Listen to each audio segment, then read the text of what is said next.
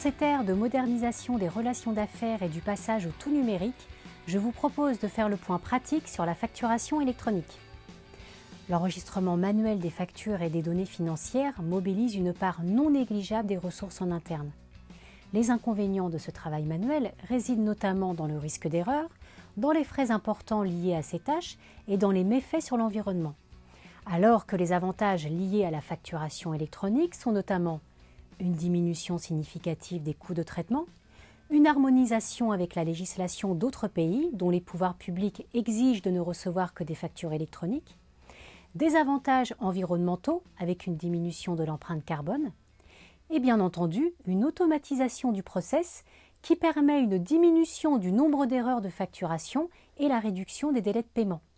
Sur ce point d'ailleurs, il ressort du baromètre cabinet ARC IFOP que la dématérialisation en tant qu'outil pour réduire les délais de paiement est plébiscitée par plus de la moitié des entreprises interrogées.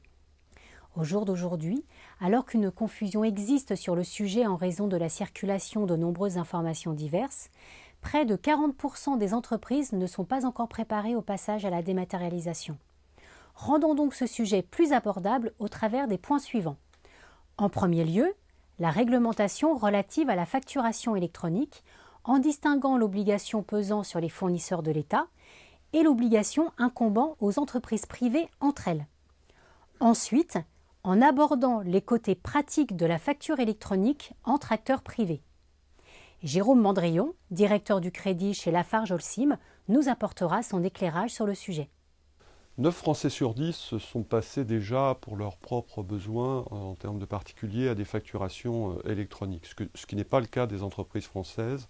Et nous sommes notamment très loin de l'Europe du Nord, la Suède ou le Danemark, qui sont à des taux de 40% pour les entreprises de ces pays.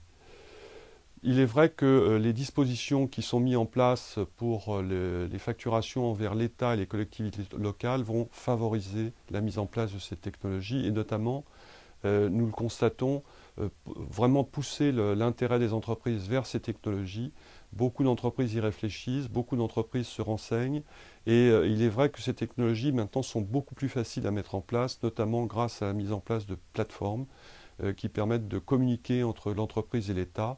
La LME, en 2008, donnait déjà l'obligation à l'État d'accepter les factures émises par ses fournisseurs sous forme dématérialisée, et ce à compter du 1er janvier 2012. Le logiciel créé à l'époque est dénommé Chorus Facture. C'est l'ordonnance du 26 juin 2014 qui instaure de façon progressive l'obligation pour les entreprises privées de dématérialiser leurs factures à destination de l'État, des collectivités territoriales et des établissements publics. Le portail de réception des factures dématérialisées est dénommé Chorus Portail Pro. Il a été retenu 3 modes de transmission des factures via Chorus Portail Pro.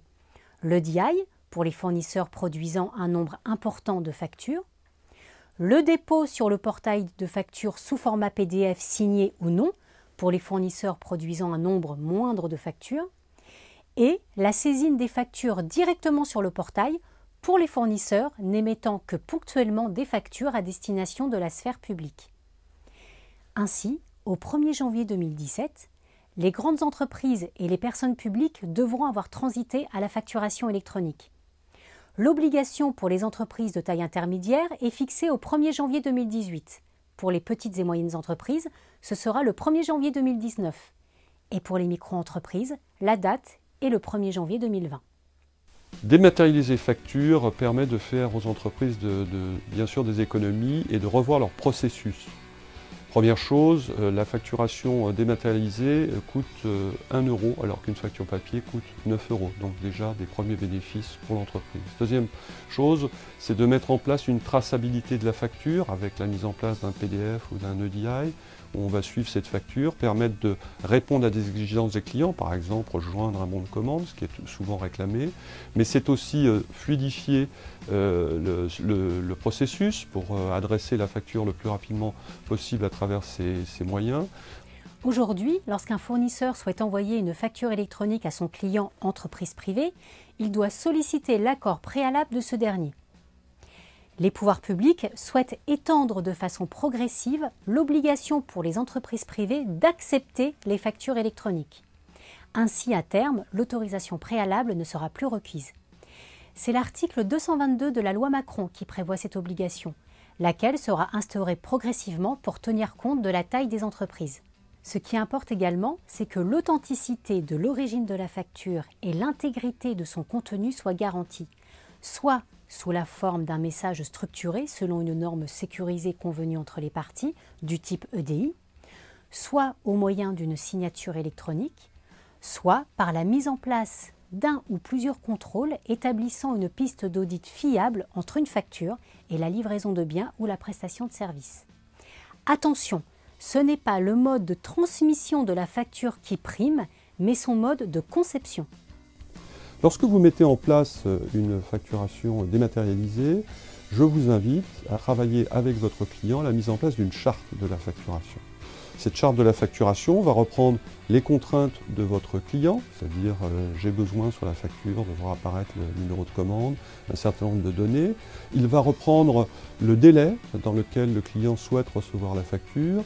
Cette charte va reprendre également le traitement des litiges, comment les litiges sont signalés, comment on répond aux litiges.